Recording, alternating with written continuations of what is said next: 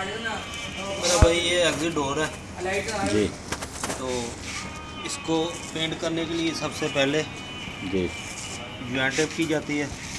Okay joint tape करने के बाद इसको सूखने के लिए कम से कम 2-3 घंटा चाहिए ओके। या 2-3 घंटा गुजर जाएगा। बाद में इसको अच्छा सा सैंडिंग पेपर करना चाहिए। सैंडिंग पेपर करके इसको प्राइमर डालना चाहिए। प्राइमर डालने के बाद इसको पेंट करना चाहिए। ओके।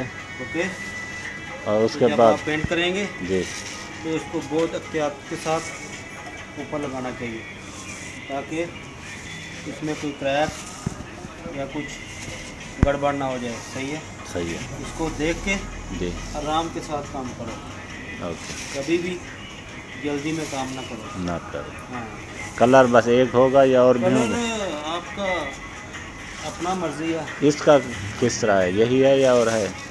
इसका कलर अक्सर वाइट ही होता है। अच्छा, सही है,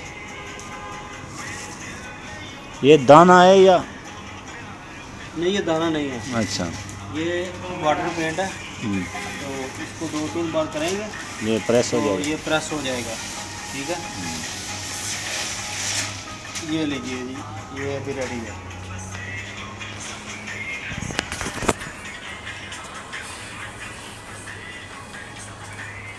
ओके। ओके ओके, शुक्रिया।